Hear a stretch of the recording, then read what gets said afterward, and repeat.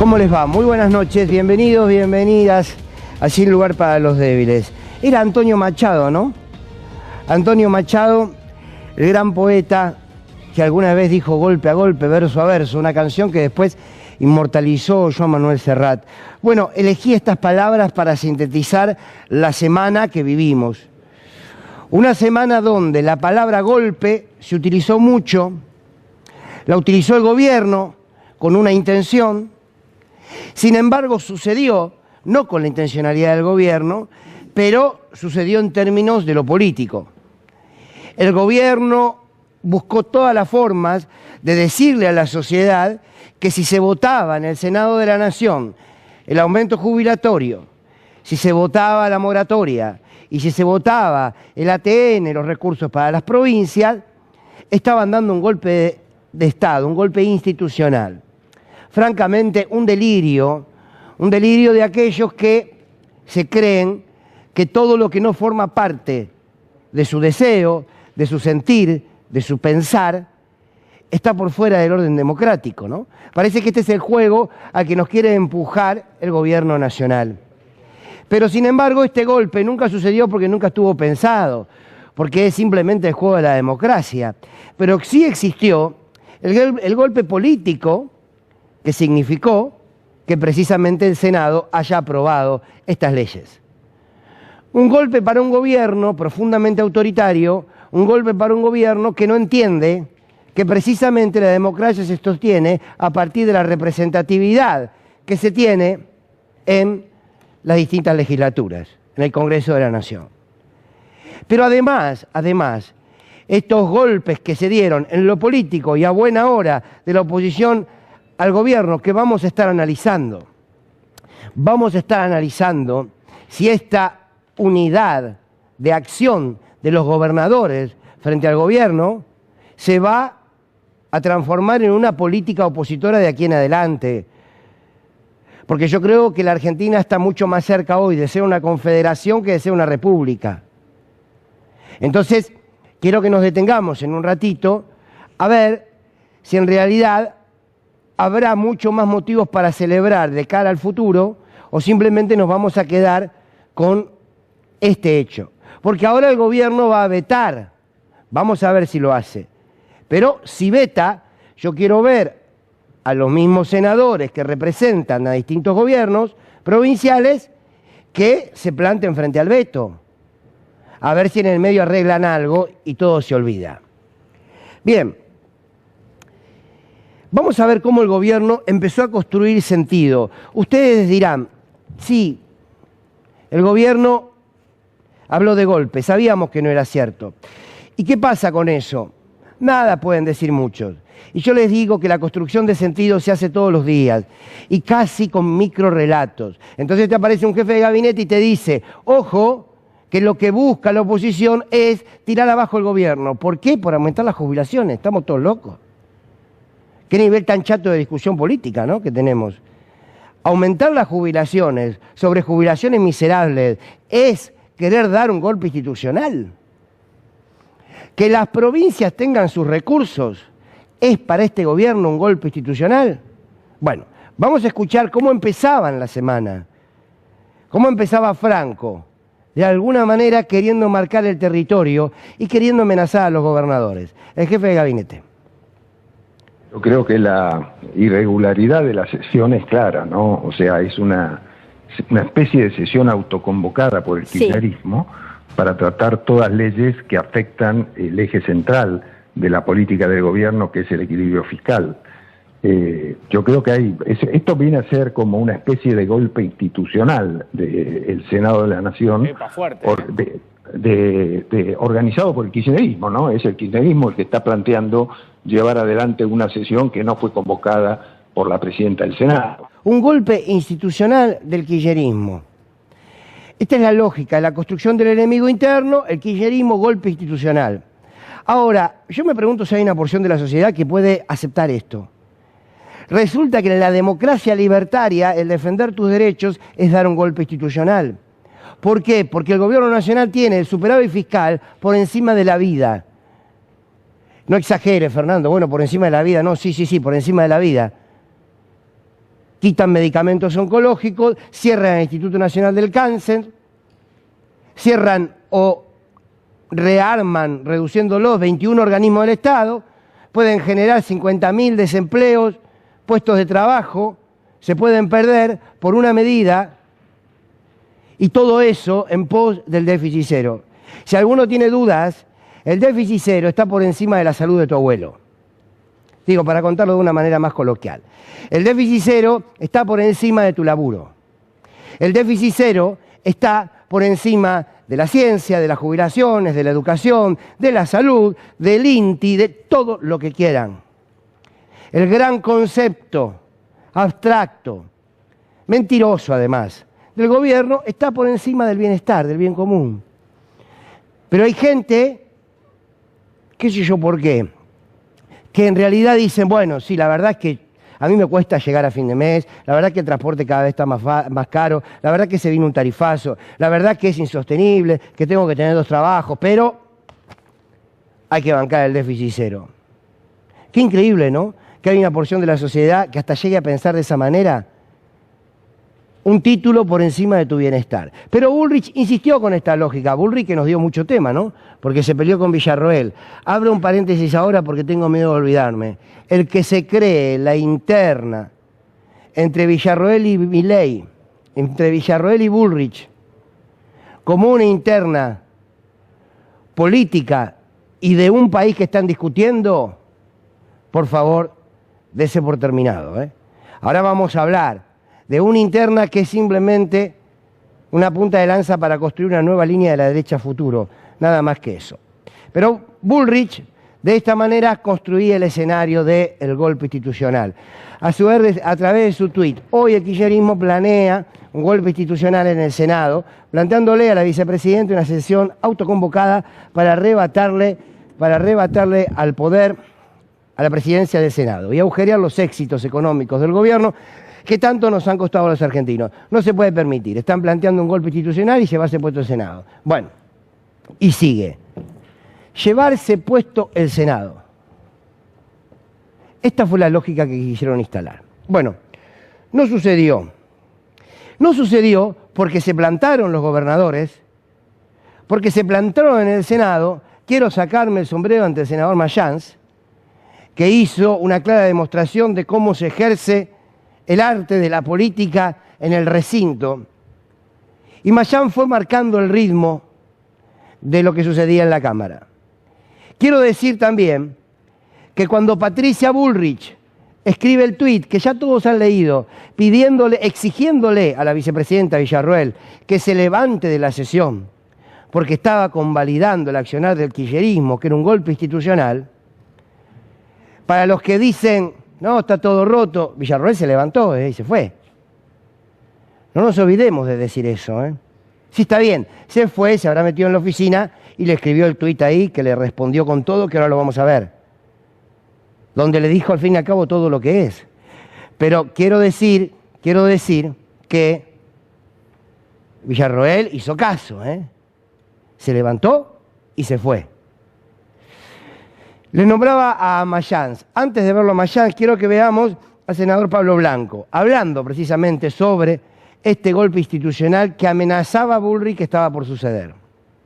Y después pretende que toda esta Cámara seamos corresponsables de las barbaridades que dice alguien que yo apoyé para que sea presidente de la Nación y que dice que hoy estamos haciendo un golpe institucional al país. ¿De dónde salió Patricia Bullrich con esas decisiones? Que el funcionamiento del Congreso sea un golpe institucional. En todo caso, el golpe institucional lo están haciendo ellos, que hacen caso omiso a lo que dice este Congreso de la Nación. Aprueban una ley por unanimidad, diputados y senadores, y el rey del país lo veta porque él es el que manda más.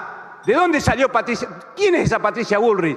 A la que yo me arrepiento de haber acompañado, porque no era la misma Patricia Bullrich que hacía campaña, no era la que defendía el respeto de las instituciones, la división de poderes. La cambiaron, ahora se puso violeta. Entonces, yo no voy a permitir que en esta Cámara el responsable de que el Senado no funcione por capricho de él nos venga a decir al resto que nosotros estamos violando la Constitución. Y no voy a permitir que una ministra de la Nación mienta como está mintiendo diciendo que hacemos un golpe institucional. Nosotros tenemos que funcionar. Nos quieren cerrar la boca, nos quieren tapar la boca, pero no pueden. ¿Y qué dicen? Ahí están los kirchneristas. Bueno, ahí estaba Blanco, muy bien, arrepentido de haber acompañado a Bullrich. Muy bien, muy bien.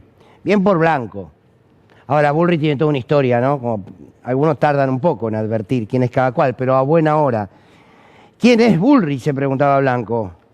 Para venir a nosotros a decirnos que esto es un golpe institucional o cuáles son las reglas de juego. Y yo voy a repetir algo que ustedes lo saben y lo saben mucho, pero lo repito con intención. Bullrich fue parte de un gobierno de la Alianza que se fue asesinando 36 argentinos. Por favor.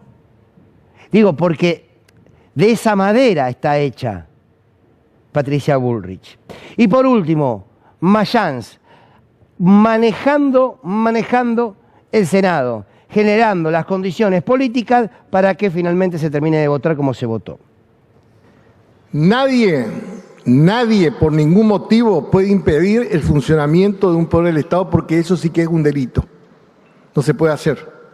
Así como nosotros no podemos impedir que el presidente, usted como vicepresidente y los ministros trabajen en reunión de gabinete bajo ninguna circunstancia, tampoco podemos impedir una reunión de la Corte, porque somos 3 poderes.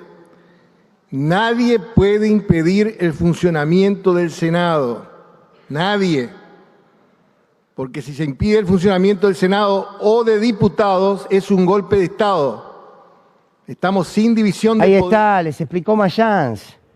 El golpe institucional es tratar de evitar que funcione el Senado. Yo me siento un estúpido. Algunos pueden estar pensando lo sos, está bien, no hay problema, pues que sí también. Pero, ¿se dan cuenta de lo que estamos explicando? ¿Se dan cuenta de lo que tiene que explicar Mayans? Después de tantos años de democracia, tenemos que explicar que el funcionamiento libre, sea diputados, el Senado, una legislatura provincial, eso es el ejercicio de la democracia. E impedir eso es intentar dar un golpe institucional. Tenemos que explicar esto y parece que sí. Y parece que sí. Pero bueno, este golpe político, no institucional, que significó al gobierno que le pongan un límite y que le digan, hay que aumentar las jubilaciones. Y que le digan, hay que volver a abrir la moratoria. Y le agreguen, tiene que darnos los recursos a las provincias. Eso fue un golpe político para el gobierno. Vamos a ver cómo lo resuelve. Vamos a ver. Y el gobierno montó el verso de que esto ponía en riesgo la democracia. En medio de todo este escenario habla Luis Caputo, ministro de Economía, haciendo ejercicio de la memoria. Sí, él mismo que se fugó 47.000 millones de dólares. El mismo. Fernando, lo decís todos los domingos. Sí, sí, claro, es como una especie de rezo. Para que lo recordemos. Que es el mismo, no es otro. Y cuando hace la explicación de la economía que estamos viviendo, uno empieza a entender que es imposible que este gobierno cambie. Yo sé que lo tenemos claro, este gobierno no va a cambiar. Va a profundizar estas políticas hasta el punto que deba hacerlo con las consecuencias humanas, económicas, sociales, culturales que requiera. Pero quiero que escuchen a Caputo para entender cómo un gobierno acusa de golpistas a aquellos que votan una ley a favor del pueblo y a favor de la República, y cómo entonces miran la economía que llevan adelante. Caputo, creo que era con uno de sus empleados. Sí, era con Majul, dale. Cuando vos tenés la economía, digamos, desordenada, como siempre estuvo en Argentina, los ruidos políticos en Argentina típicamente se traducían en ruidos financieros. Ellos lo han intentado durante 18 meses, pero muy frustrados porque no se traduce en ruido financiero. Lo intentaron y fracasaron. Claro, ahora, lo que no... ¿Quién es? Lo que ¿Me no, puede dar nombre y apellido? La política. Ahora, lo que no quiere decir que no lo van a seguir intentando, que es lo que te dijo el presidente hoy. Entonces, es posible que lo sigan intentando seguro, si estamos a 3 meses de las elecciones. 2 cosas. 1, no hay que normalizarlo eso, hay que penalizarlos. Y 2, no hay que tener temor a eso, porque hoy tenemos la economía sana. Entonces, por más que lo intenten, no va a pasar nada. Sí, escucharon bien, no tienen problemas auditivos. Luis Caputo dijo, tenemos una economía sana. Entonces, yo me preguntaba, ¿qué significa una economía sana? Me preguntaba en todo caso, ¿para quién es esa economía sana? Hagamos el ejercicio de mirar nuestro entorno, no caminar por Palermo, ni ver cuántos viajaron a Miami para ver a Boca o a River o qué sé yo. Salgamos a caminar los barrios, las provincias del norte argentino, la provincia de Buenos Aires, los barrios más vulnerables de la ciudad, y vamos a ver si encontramos una economía sana. Vamos a ver cuánto cobraba un jubilado y cuánto va a cobrar un jubilado con el aumento que se otorgó a partir del Senado, pero que seguramente Milei va a vetar. Vamos a verlo, a ver si alguien puede creer que un jubilado que tenía una mínima de 309.000 pesos, que ahora va a pasar a 331.000, que el bono, que era de 70.000, pasa a 110.000, le va a dar una jubilación promedio de 441.000 pesos, con el bono incluido, la mínima. ¿En serio que esto es un país que tiene una economía sana? Quiero decir, porque venimos de un país, al que le guste bien y al que no, donde los jubilados tenían 2 aumentos fijos por ley todos los años. Y el jubilado se podía ir un fin de semana, podía comprarle algunos regalitos a sus nietos. Este es el país sano. El país sano es el que cierra el INTI. La economía sana es la economía que hace implosionar vialidad. Miren algunos títulos de esta semana, no son viejos, para ver la economía sana de que nos habla Caputo. Diario La Nación, en el 2024, 4.300.000 niños tuvieron problemas para alimentarse. El número creció frente al 2003, pese que a la Casa de Estudios rescató el impacto del aumento de la UH y la tarjeta alimentar. El peor número se registró en el 2020. O sea, se aumentó la asignación universal por hijo, la tarjeta alimentar, pero tenés 4,5 millones de chicos que tienen problemas para alimentarse. Y el ministro de Economía dice que esta economía es sana. ¿Para quién es sana? Claro, como miran la macro, ahora la macro, uno no se levanta a la mañana y cuando le quiere dar el desayuno a los hijos y no tiene la leche porque no la puede comprar, no le dice, bueno, hoy no tenés leche, pero la macro está. Y ¿saben qué? La política que entiende la mayor porción del pueblo argentino es, como buena política, entiende aquella que le mejora la vida. Quiero que veamos cómo están las familias en esta economía sana que dice Caputo. ¿Cuáles son los datos de cómo está endeudada la familia al día de hoy? Veámoslos, porque son datos que lo van compartiendo en distintos medios y Clarín dice, las deudas de la familia llegan al nivel más alto del 2018, ya representan el 5% del Producto Bruto Interno. Desde el 2018, 7 años atrás, ¿está bien? Sí. Desde el 2018, que las familias no están tan endeudadas. Pero no es que están endeudadas para ir a verlo a Colapinto, a Milano. Están endeudadas para comprar alimentos. Porque esta economía sana de Caputo hace que crezca la venta de inmuebles y la compra de inmuebles, hace que crezca la compra de electrodomésticos, hace que crezca la compra de autos, sin embargo cae el consumo de alimentos. Es el país fragmentado, unos pocos que están bien, que no llegan al 30% y el resto que cada vez está más empobrecido. Las familias están endeudadas. ¿Por qué se creen que se va a Carrefour? Carrefour. Se van. Pero la economía es sana para el endeudador serial de Caputo. ¿Quieren saber las empresas? ¿Cómo están endeudadas las empresas? Veamos cómo están endeudadas las empresas.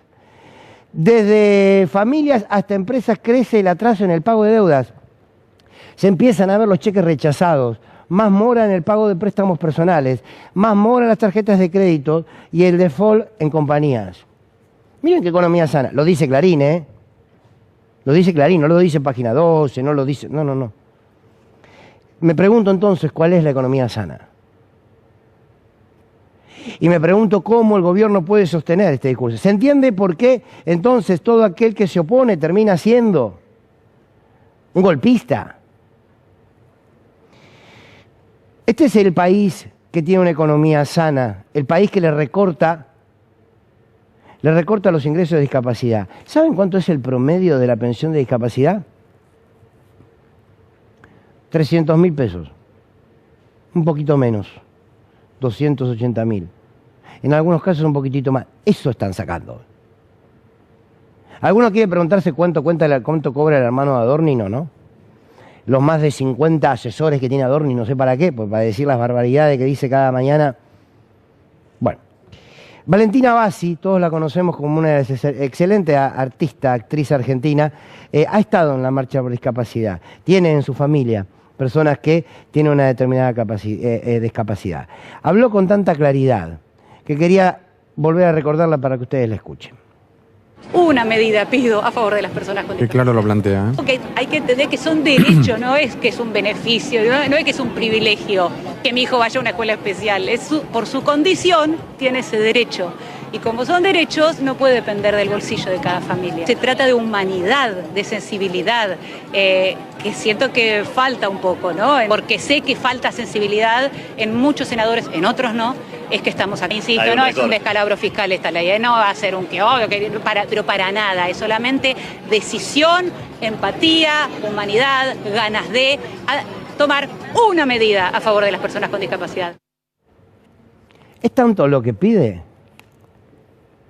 Empatía, una medida con las personas que tienen discapacidad, solidaridad, mirada del bien común. Esto estamos discutiendo en la Argentina, es tan básico, es tan humanamente básico. No estamos discutiendo la reforma agraria, que ojalá se discuta, pero bueno, ya es más un sueño mío que otra cosa, pero digo, estamos discutiendo humanidad.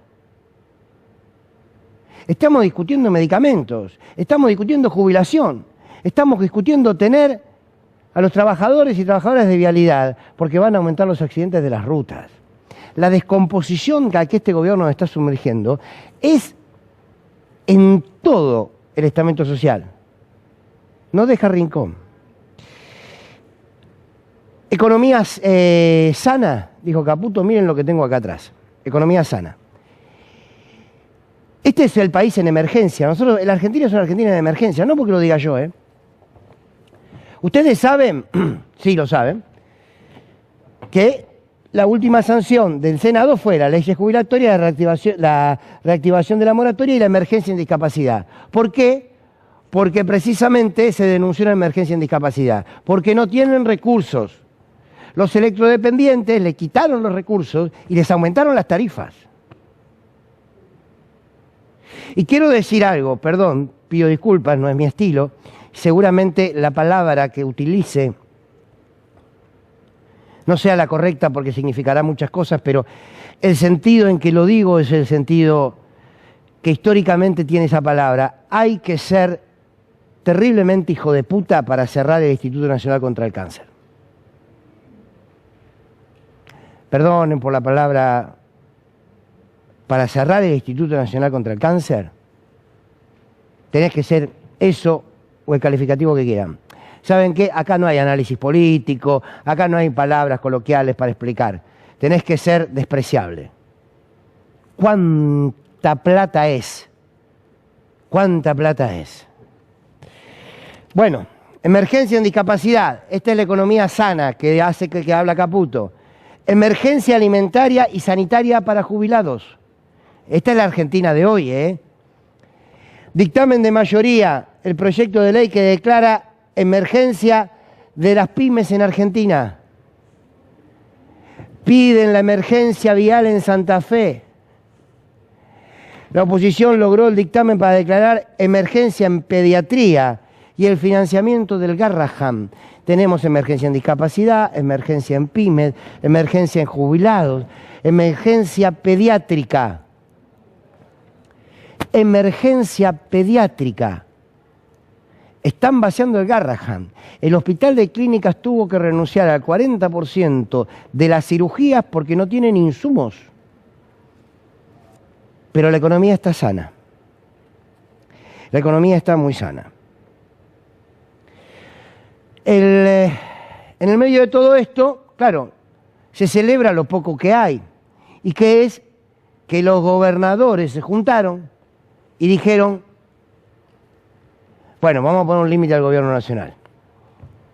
¿Por qué? Porque no nos están dando la plata de las provincias. Los gobernadores en algunas provincias no pueden pagar aguinaldos. La obra pública está recortada. Las intendencias y las gobernaciones necesitan de la obra pública porque aparte es su gestión más fuerte. Las intendencias sin duda. Entonces se tienen que buscar los recursos por otro lado. Y ese otro lado termina siendo querer cobrarle más impuestos a la gente. Por lo menos lo que le plantea el gobierno.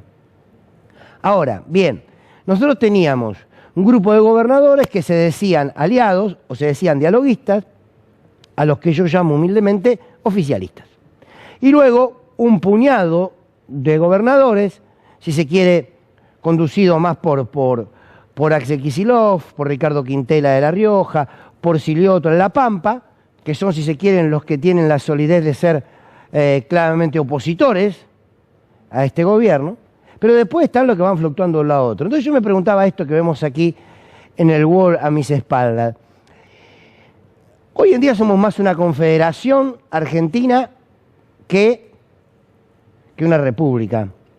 Entonces yo lo que me pregunto es, si es cierto que los gobernadores dialoguistas rompieron con el gobierno nacional o es simplemente te pego un poquito para que te despabile y después volvemos a negociar. Seamos cautos, por favor. Porque ya hay muchos que están hablando, no, ya está. El golpe del gobierno lo sintió, el golpe político, lo sintió. Los gobernadores se unieron. Bien, ahora quiero decirles algo. Y hago el repaso con las caras que tengo acá. Yo no tengo la culpa de estas caras. Cornejo, chanta feroz.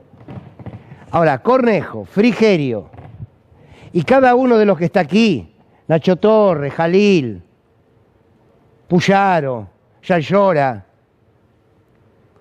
está bien que se hayan plantado. Jaldo, ahí está. Le votaron la ley bases, Le votaron la ley bases. Y lo que hoy estamos viviendo es el resultado de la ley bases. Le fueron a votar, le fueron a firmar el Pacto de Mayo. Entonces, lo que viene, ¿qué va a hacer? ¿Se plantaron? ¿Se plantó Nacho Torres de verdad? ¿Se plantó? Joven, con mucha proyección política, ¿se plantó de verdad? Porque yo tengo alguna información que ya hay, el sector de los dialoguistas están pensando en rechazar, y en el caso de que Milei vete, rechazarle el veto del ATN, que son los aportes a las provincias, pero aceptarle el veto en jubilaciones, en moratoria de discapacidad. Ojo, porque ahora están todos festejando, bien, le pusimos un límite. Ojo, el que traiciona una vez, traiciona dos veces. Comentario al paso. Agrego, miren lo que decía el Diario de la Nación hoy sobre este tema que preocupa. Y ahora quiero expresarle mi mirada de por qué preocupa. Avanza la embestida provincial por más recursos. Embestida provincial. A ver, los recursos les corresponden por ley. No es muy difícil. Es bastante más fácil todo lo que está pasando, ¿no? Les corresponden por ley. No hay una embestida en contra del gobierno. Es, señor presidente, pague lo que nos debe. Miren lo que dice Infobae sobre el mismo tema. El gobierno espera la ventana política que le permita retomar el diálogo con los envalentonados gobernadores. No, si en este país reclamar derechos es que te acusen de algo. Bueno, los envalentonados, vamos a ver cuán entonados están de cara al futuro. Porque quiero hacer una reflexión. ¿Y qué es? Vamos a suponer que Milei veta. Es una hipótesis, una posibilidad muy concreta. Si él veta, se le cae el argumento de que la sesión era ilegal. Porque si él consideraba que la sesión era ilegal y que de llevarse adelante en un golpe institucional, él entonces debe negar la sesión y negar la validez de la sesión. Si veta lo que resolvió la sesión, la está legitimando la sesión. Bien, pero vamos a suponer que la veta, perfecto, va a las cámaras. Vamos a suponer que las dos cámaras le rechazan el veto. Y dice, no señor, usted no puede vetarlo, no queremos que lo vete, por lo tanto, las leyes entran en vigencia a partir de que se publican en el boletín oficial. ¿Qué hace Milei? ¿Por qué? Porque sería la primera vez que recibe un sacudón donde él va a tener que hacer algo que no quiere y perdió una porción de poder. Porque la otra vez, esto ya pasó, le votaron una cosa, salió, vetó, muchos que habían votado a favor de la ley base, en contra de la ley base, después votaron a favor del veto y después terminó todo en un asado festivo, ¿se acuerdan? Bueno, entonces, ¿qué hace Milei? ¿Qué hace este gobierno si encuentra que el veto es rechazado por ambas cámaras? ¿Qué hace? ¿Empieza a pagar el aumento de las jubilaciones? ¿Va a pagar los recursos para discapacidad? ¿Les va a pagar a la provincia o tan solo no lo va a hacer? ¿Por qué? Porque como ya amenazó, lo va a judicializar. Quiero decirles algo, técnicamente no puede judicializarlo. ¿Por qué no puede judicializarlo? Porque no hay un solo elemento que la justicia pueda determinar para decir yo voy a fallar a favor o en contra de un hecho legislativo. ¿Es legal que se presenten proyectos de ley? Sí. ¿Que se aprueben por las cámaras? Sí. ¿Que el presidente tenga la posibilidad de vetarlo? Sí, es su derecho, todo es legal. ¿Que luego ese veto vuelva a las cámaras? ¿Y que las cámaras lo aprueben o lo desaprueben? Sí. Es todo un marco normativo, legal, constitucional. Por lo tanto, ¿qué va a judicializar? Y ninguna instancia de la justicia le puede decir nada, le puede decir, señor, a nosotros esto no nos compete. ¿Por qué? Porque es el Poder Legislativo. Y tiene que ser independiente del Poder Judicial. Eso suena medio a chiste, pero bueno. O independiente del Poder Político. Entonces me pregunto, ¿frente a qué gobierno nos vamos a encontrar? Si Milei le dicen, no, señor presidente, esta vez el veto no pasa, estamos frente a las posibilidades de tener un gobierno aún muchísimo más autoritario. Muchísimo más autoritario. Ahora bien, y lo quiero decir con claridad, si alguno de estos gobernadores y sus senadores o los diputados de su partido político le aceptan el veto a Milei, habrá que empezar a construir un nuevo que se vayan todos. Me lo pregunto. Quiero creer que van a sostener sus palabras. Quiero creer que Puyaro, quiero creer que Yaillora, quiero creer que Torres, que Jalil, que Valdés, que Frigerio. Cornejo ni lo cuento porque Cornejo está por afuera de toda lógica y sentido común. Entonces, de hecho, votó en contra. O se abstuvieron mucha de su gente. Este es el escenario que se plantea de aquí en adelante. Porque es la primera vez que le soplaron al oído a Milei. Ahora, escuchemos a Silioto, el gobernador de La Pampa, porque después quiero hablarles de Villarroel, y quiero hablarles de Bullrich, y quiero repetirles lo que vengo diciendo en soledad cada tarde en Radio 10 y aquí desde este programa y la oportunidad que puedo aquí en el canal. Ojo con Victoria Villarroel. Ojo con Victoria Villarroel, porque va a ser la salida elegante de la derecha ante el desastre que deje Milei. Pero lo ampliamos después. Silioto. Hay que entender el momento económico y político de cada provincia. Yo soy muy respetuoso de las posiciones de los gobernadores porque cada uno tenemos distintas circunstancias en las cuales debemos desarrollar nuestra responsabilidad de gobernar. Y en ese sentido, yo no miro los que faltan, sino los que estuvieron. No, y lo más importante... Hay 56 que estuvieron, y en eso creo que es el inicio de un camino que todos tenemos que tener muy en claro, especialmente los gobernadores, que no estamos afectando a nadie, estamos nada más que pidiendo que nos devuelvan lo que nos corresponde, no a los gobernadores, sino a cada provincia, a sus habitantes. Bueno, ahí está, Silioto. Insisto, uno de los que fuertemente está armando, junto con otros gobernadores, hay que empezar a darlos con nombre y apellido, los que le están poniendo el cuerpo, que insisto, uno piensa en Kicillof, piensa en Quintela, piensa en Silioto, piensa en otros tantos, que son pocos, lamentablemente, y que le están haciendo oposición al gobierno, pero es una oposición que lo que busca es recuperar los derechos para su provincia y para con ciudadanos. Entonces hay que reivindicarlos, Los otros, digo, quiero esperar. A ver cuánto sostienen la palabra que han dado. Siempre aparece algún negocito, algún asado, qué sé yo, pero calculo que todos habrán tomado conciencia de que Milei es francamente una persona muy difícil de creer.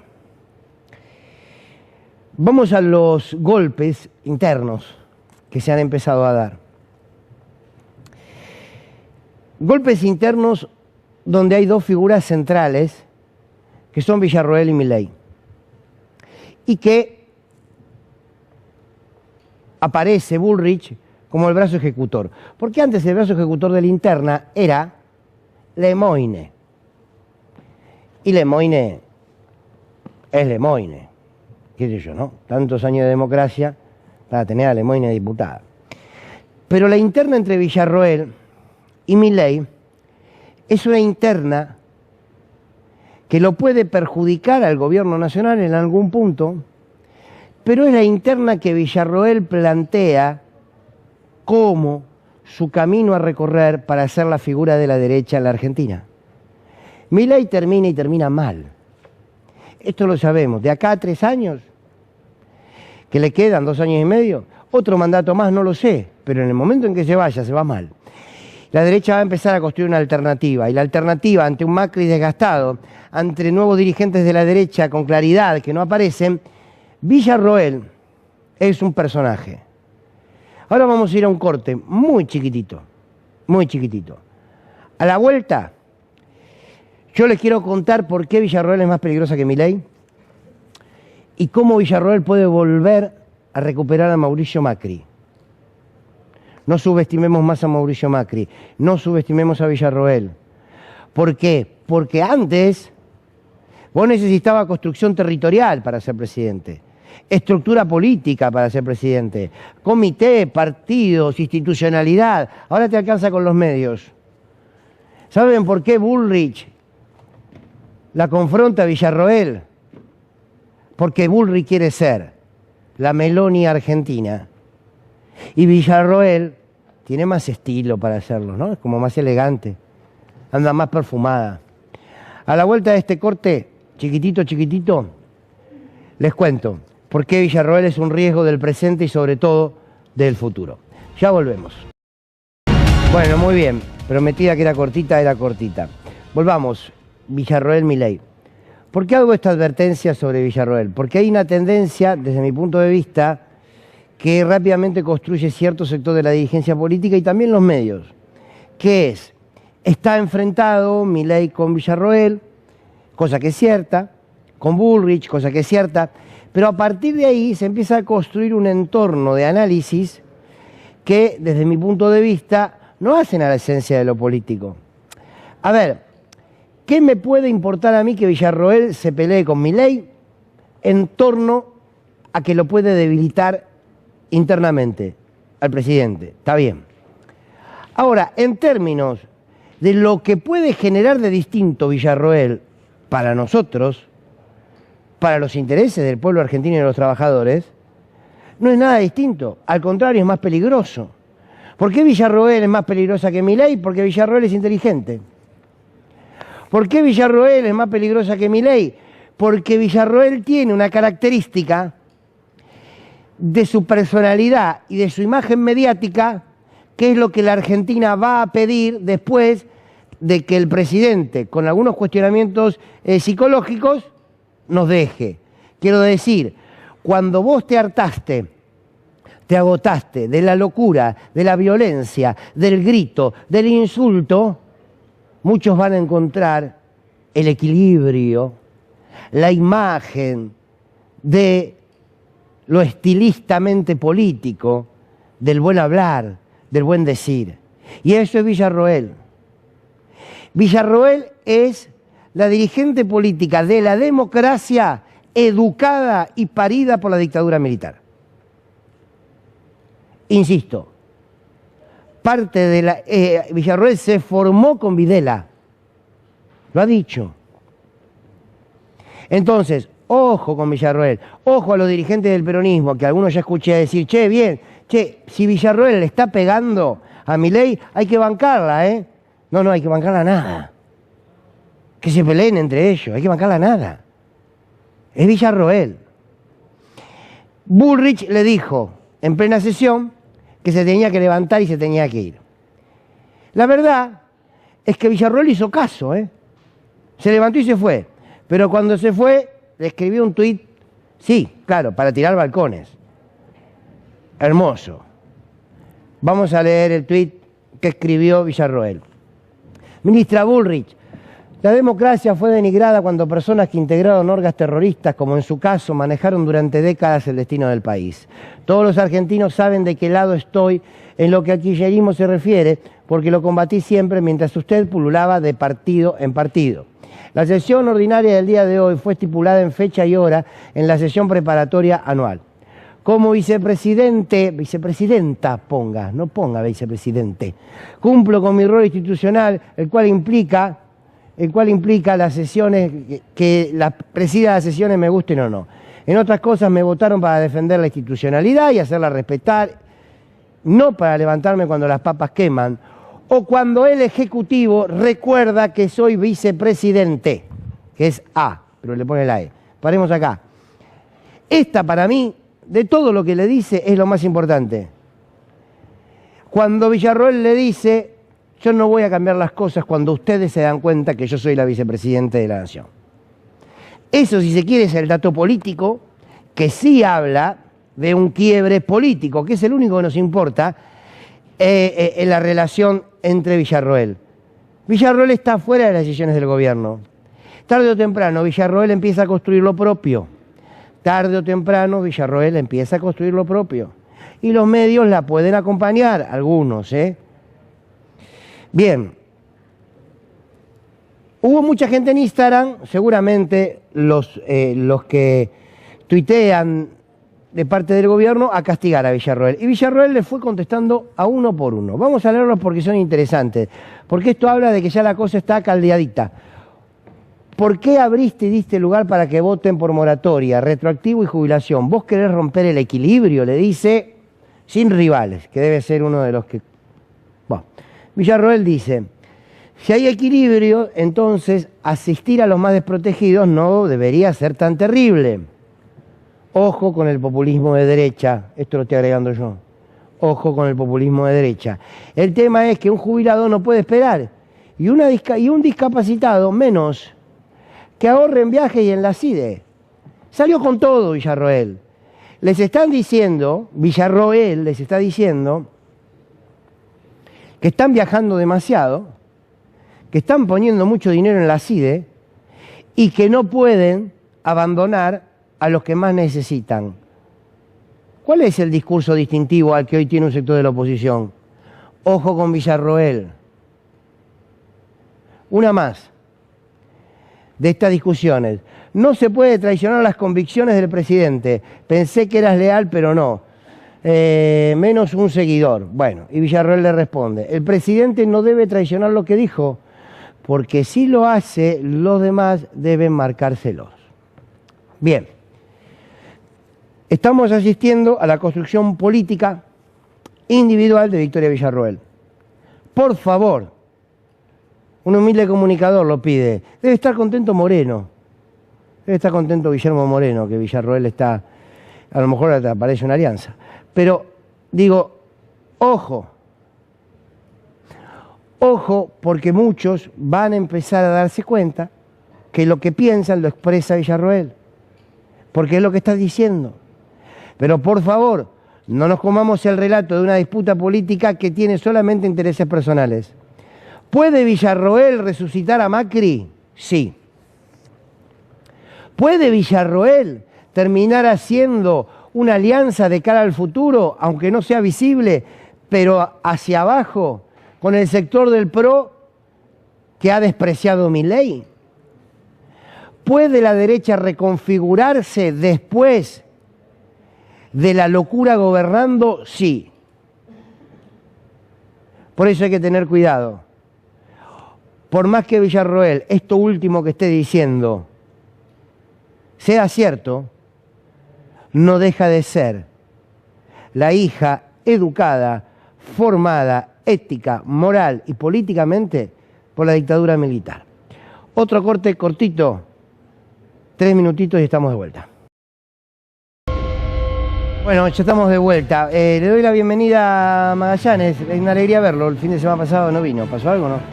Fernando, la Argentina pasa.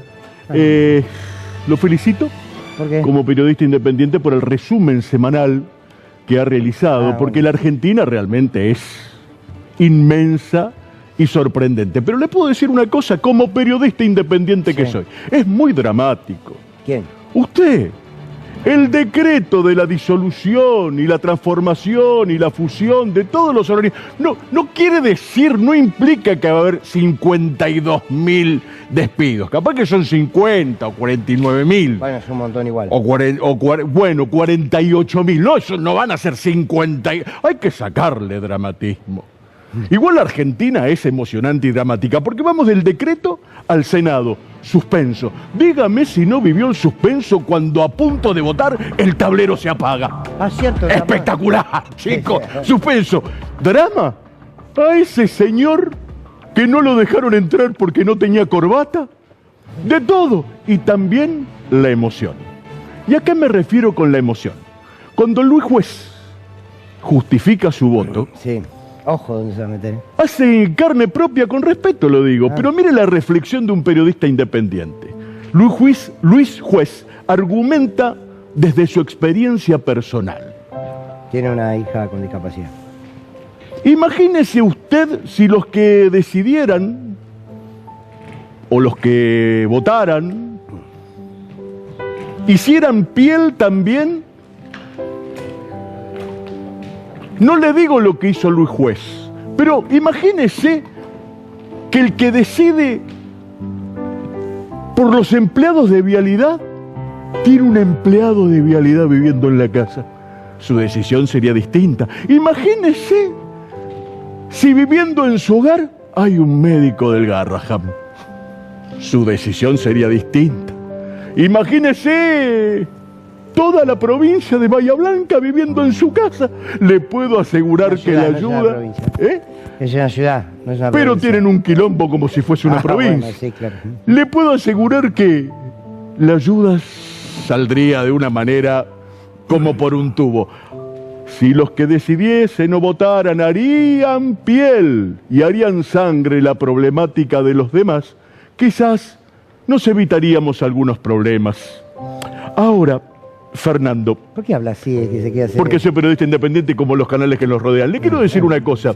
Pasó todo, pero también pasó lo del caso Libra. ¿Se acuerda de lo del caso Libra? Sí, claro, la estafa. ¿Vio que parece que después que se juntaron, transfirieron?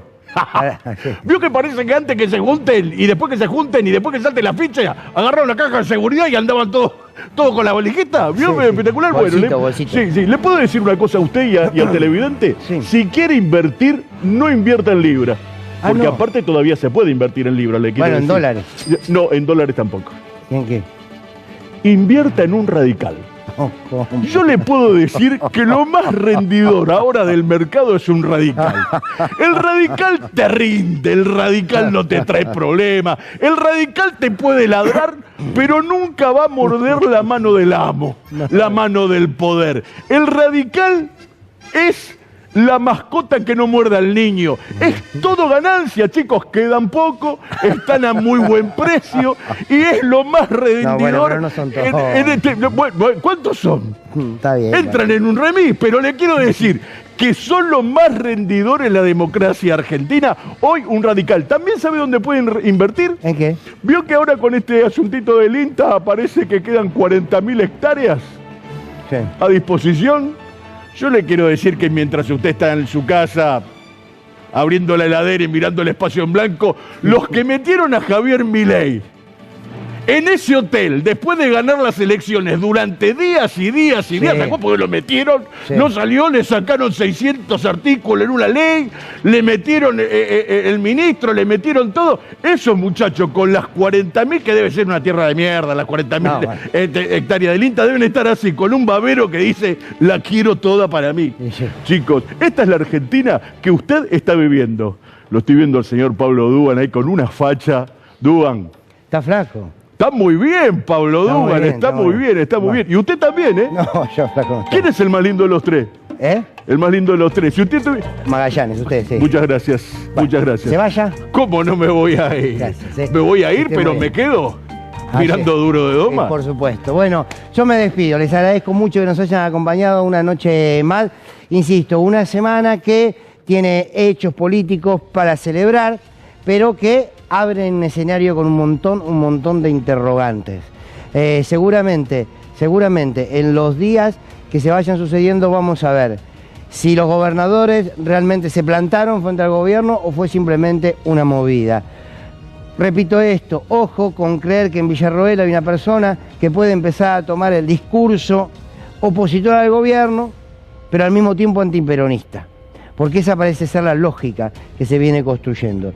Y termino como empiezo, con esta idea del golpe a golpe, verso a verso, ese poema maravilloso de Machado. Bueno, nosotros lo embarramos demasiado, pero estas lógicas de hacernos creer que todo aquello que se oponga a este gobierno es atentar contra la institucionalidad, cuando no hubo gobierno democrático que haya atentado más contra la institucionalidad democrática que el gobierno de Javier Milei. Tiene presos políticos, destruye instituciones, las viola legalmente, desconoce sus normativas, las cierra. Me parece que este tiempo está dejando todo demasiado a la vista y demasiado claro. Ojalá encontremos los instrumentos para entonces transformarlo. Les agradezco mucho nuevamente. Pablo Dugan ya está aquí con todo su maravilloso equipo. Nos encontramos en la semana con El Gato Silvestre, la tarde de Radio 10 y el domingo aquí con Sin Lugar para los Débiles. Chau, muchísimas gracias.